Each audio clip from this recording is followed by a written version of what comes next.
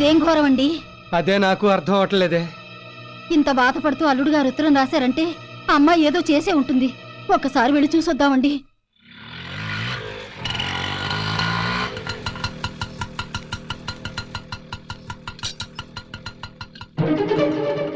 ఇంటికి తాళం వేసింది నాన్న. బయటికి ఏమైనా వెళ్ళారేమో. నేను అలా మెయిన్ రోడ్ దాకా వెళ్ళి చూసి వస్తాను, మీరు ఇక్కడే ఉండండి. ఓ వచ్చారా? ఏంటల్లుడు గారు ఇంట్లోండి తాళం వేసుకున్నారేంటి? నీ కూతురు చేసిన నీచమైన పనికి 10 మందిలో తలెత్తుకు తిరగలేక ఇలా దొంగలా ఇంట్లోనే పడి బతుకుతున్నా. ఏం చేసింది బావా మా అక్క? ఏ ఆడది చేయలేని వెదో పని చేసింది. పంది కన్నట్టు పిల్లల్ని కనడం కాదు, వాళ్ళకి మంచి విద్యా బుద్ధులు కూడా నేర్పించాలి. ఆ పాపిష్టి దాన్ని నాకు కట్టుబెట్టి నా గొంతు కోసారు. ఇక నా వల్ల కాదండి. అంత మాట అనుకు బాబు. అది తెలుసో తెలియకో ఏదో తప్పు. తెలియక కాదు, తెలిసే కావాలనే ఈ నీచానికి దిగజారింది. తిట్టో కుట్టో దానికి సర్ది చెప్పుకుంటాం. కాస్త సర్దుకోండి బాబు. ఒసే ధనలక్ష్మి, ధనలక్ష్మి ఎక్కడికి వెళ్తా ఊపుకుంటూ? అది కొంపలో ఉంటేగా పిలిస్తే పలకడానికి. ఎక్కడుంది? అదిగో ఎదురింట్లో వేరే కాపురం పెట్టుకుంది. వేరే కాపురమా?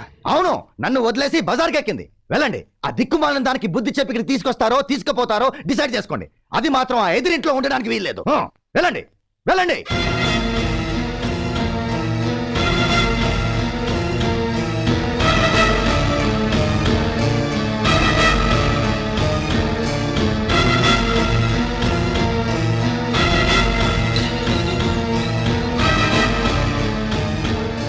ధనలక్ష్మి, ధనలక్ష్మి, నిన్నేనే తలుపు తీయమంటుంటే.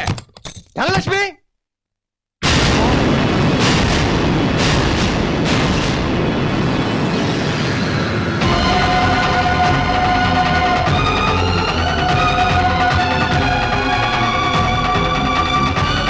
రండి నాన్న.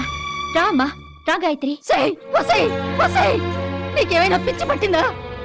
ఏమిటయ్యి అవుతారు? నీకు ఈ శుభవార్త తెలియదు కదూ, నా భర్త చనిపోయాడమ్మా. బంగారంలో అల్లుడు బతుకుంటే చచ్చిపోయాడంటావా? బతికుంది మీ అల్లుడు నాన్న, చచ్చిపోయింది నా భర్త. ఏమిటక్క ఆ మాటలు? అవును గాయత్రి, నా దృష్టిలో ఆ నీచుడు చచ్చిపోయాడు. అందుకే హిందూ సాంప్రదాయ ప్రకారం నేను విధానయ్యాను. పాపిష్టిదానా, నువ్వు నా కూతురు అని చెప్పుకోవడానికి నాకు సిగ్గుగా ఉందే. నేను నీ కూతుర్నని చెప్పుకోవడానికి సిగ్గుగా ఉంటే వాణ్ణి అల్లుడని చెప్పుకోవడానికి ఇంకా సిగ్గుపడాలమ్మా. ఇక్కడే ఆపు. ఇదిగో రామ్మా రా. ధనలక్ష్మి, చూడు ఎవరు వచ్చారో. ఎవరండి? శైలజ అని మా చుట్టాలమ్మాయి, వరుసకి నాకు చెల్లెలు అవుతుంది. నమస్కారం అండి. చూడమ్మా, ఇది నీ సొంత ఇల్లు అనుకో, ఏమాత్రం మొహమాట పడద్దు. ధనలక్ష్మి, అమ్మాయి ప్రయాణం చేసి అలసిపోయి వచ్చింది. కాస్త వేడి నీళ్ళు తోడి టిఫిన్ చేసి పెట్టు. అలాగే. 10 గంటలకు ఇంటర్వ్యూకి తీసుకెళ్ళాలి. సరే. వెళ్ళమ్మా. రామ్మా. హలో సార్, నేను సాగర్ని. ఓ బ్రహ్మాండమైన కంప్యూటర్ వచ్చింది, కావాలంటే ఇమీడియట్ డెలివరీ ఇస్తాను. మీరు చాలా అదృష్టవంతులండి. దేనికి? ఇంత మంచి భర్త మీకు దొరికినందుకు. నిజానికి ఆయనకి నాకు ఏ చుట్టరికం లేదండి. ఇంటర్వ్యూ వచ్చిందని ఈ ఊరొచ్చాను. స్టేషన్ బయట ఆటో వాడెవడో చీట్ చేయడానికి ప్రయత్నిస్తుంటే ఇంతలో టైంకి మీ ఆయన వచ్చి సేవ్ చేశారు. లేకపోతే చాలా ఇబ్బంది పడేదానండి ఈ ఊరు కాని ఊళ్ళో. భలేవారే, ఏ ఇబ్బంది ఉండదండి. ఇప్పుడే గోదావరి జిల్లా నుంచి గోదావరి ఎక్స్ప్రెస్ లో వచ్చింది. నేను వెళ్తానండి. Okay, all the best Shailaja. Thank you. రామ్మా, నిన్ను దింపేసి నేను ఆఫీస్కి వెళ్తా. ధనలక్ష్మి జాగ్రత్త, తలుపులేసుకో. సరే. అలా వారానికో అమ్మాయిని ఇంటికి తీసుకొచ్చేవాడు. స్నానం అది చేశాక ఇంటర్వ్యూకి తీసుకెళ్లేవాడు. ఒకసారి వచ్చిన వాళ్ళు రెండోసారి రాలేదు. అనుమానం వచ్చి ఒకరోజు. రండమ్మా, త్వరగా రెడీ అయ్యారండి, ఆఫీస్కి వెళ్దాం. ఏమండి, ఆ?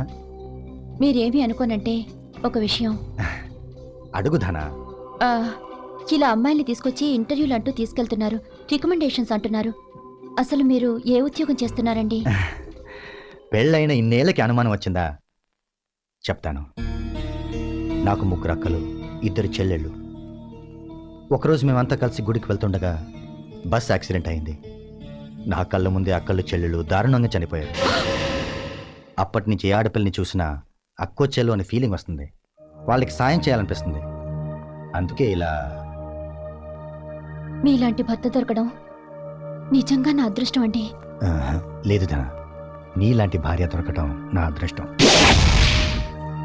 అప్పటి నుంచి ఆయన మీద ఎంతో గౌరవం పెరిగింది. దేవుడు అనుకుని ఎంతో మురిసిపోయాను.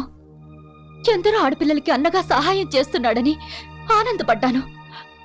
చెప్పటిలాగే ఒకరోజు. Come on, follow me, follow me. What? నేను నిన్ను ఫాలో అవ్వాలా? నేను అన్నది మిమ్మల్ని కదా సార్, వీళ్ళని.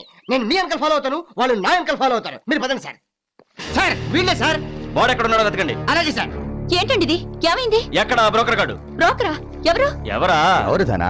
ఏయ్, అదో. సార్ ఈయనే సార్. ఎక్కడికి తప్పుతున్నావురా, రాస్కెల్? ఏంటండి? ఏంటి దౌర్జన్యం? నువ్వెవరివే? నేను ఆయన భార్యని. రేయ్, దీన్ని కూడా చెప్పెక్కించండి. ఏంటి? ఏమీ తెలియనట్టు మాట్లాడుకు. రైల్వే స్టేషన్ దగ్గర, బస్ స్టాండ్ దగ్గర కాపు కాసి ఒంటరిగా వచ్చిన ఆడపిల్లలకు మాయ మాటలు చెప్పి మొగుడు పెళ్ళాలి ఇద్దరు బలవంతంగా వాళ్ళని వ్యభిచారంలోకి దింపుతారా? పద. Idiots.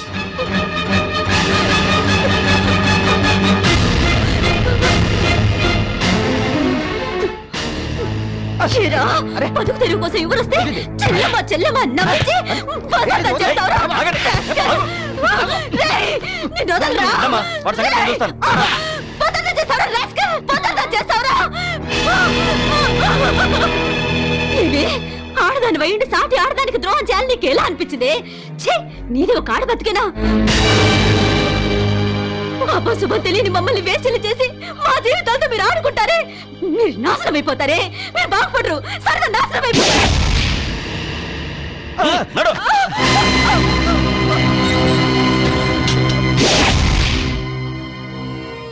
అలా చెయ్యని నేరానికి వాడితో పాటు 3 నెలలు నన్ను జైల్లో పెట్టారు.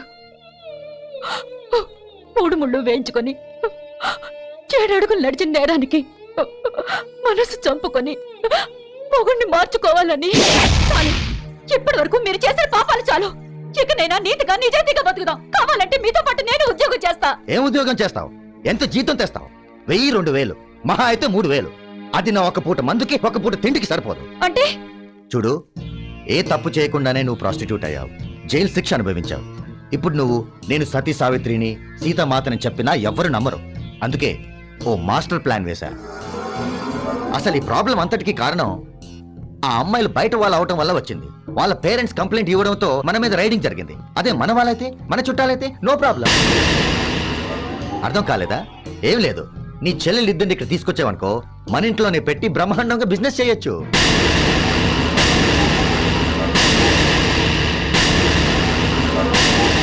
ఏంటి ఆలోచిస్తున్నావు? మీ అమ్మ నాన్నలు మీ చెల్లెల్ని పంపరానా? డోంట్ వరీ, ఏదో ఒక రోజు ఇలాంటి అవసరం వస్తుందని అడ్వాన్స్ గా ప్లాన్ చేసి, నువ్వు రాస్తున్నట్టుగా మీ నాన్నకి ఉత్తరాలు రాసి, నెలకి 3-4 వేలు తెప్పించి మీ వాళ్ళని మరింత అప్పులు పాలు చేశా. ఇప్పుడు నువ్వు అంటే పేదరికంతో బాధపడుతున్న మీ నాన్న వాళ్ళని పోషించలేక, పెళ్ళిళ్ళు చేయలేక వెంటనే ఇక్కడికి పంపేస్తాడు. దాంతో బ్రహ్మాండమైన బిజినెస్ చేసి లక్షలు సంపాదించొచ్చు. కావాలంటే నువ్వు కూడా రోజుకో కస్టమర్ని చూసుకో, నేనేం ఫీల్ అవ్వను. ఒక రోజుకి నాకెంత ఇస్తారు? పిల్లలు పుట్టకుండా పిట్టపిట్టలాడుతున్నావుగా, గ్యారంటీగా 5-6 వేలు ఇస్తారు. అప్పుడు నీతో నాకు పార్ట్నర్షిప్ ఎందుకు?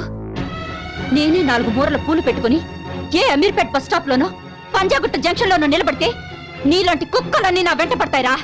పైగా నీ పెళ్ళంగా ఉంటే జనంలో నా రేటు రేంజ్ పడిపోతాయి. ఎందుకంటే నువ్వొక బ్రోకర్ వెధవి కాబట్టి. నన్నే కొడతావా? నిన్ను ఆగు!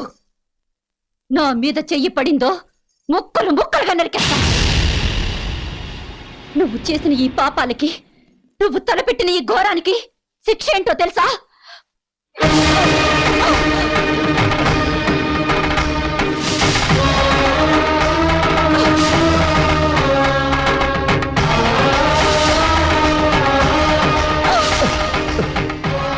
ఈ క్షణం నుంచి నేను మొగుడు చచ్చిన ముండలా నీ కళ్ళ ముందే తిరుగుతా.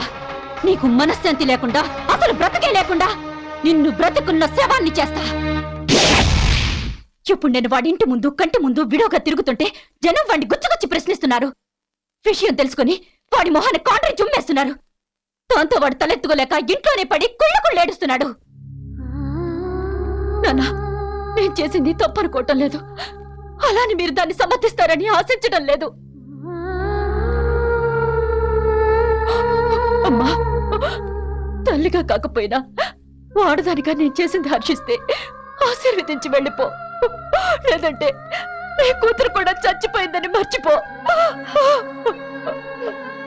ఎవరేమనుకున్నా నువ్వు చేసింది చాలా మంచి పనక్క. అవునమ్మా, నువ్వు చేసిన ఈ పనికి కన్న తండ్రిగా చాలా గర్వపడుతున్నాను. కానీ నీ తర్వాత నీలాంటి ఇద్దరు కూతుళ్ళని కన్న తండ్రిగా భయపడుతున్నాను. నిన్ను వదిలిపెట్టి వెళ్ళలేకపోతున్నాను, ధైర్యం చేసి తీసుకెళ్ళలేకపోతున్నాను. ఈ మాట సహించాలి నాన్న.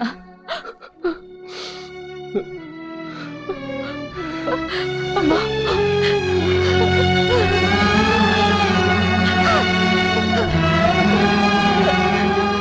అమ్మా, ఎప్పుడైనా ఈ అమ్మా నాన్నలు చూడాలనిపిస్తే ఇలా మాత్రం రాకమ్మా, పుణ్యస్త్రీ రా.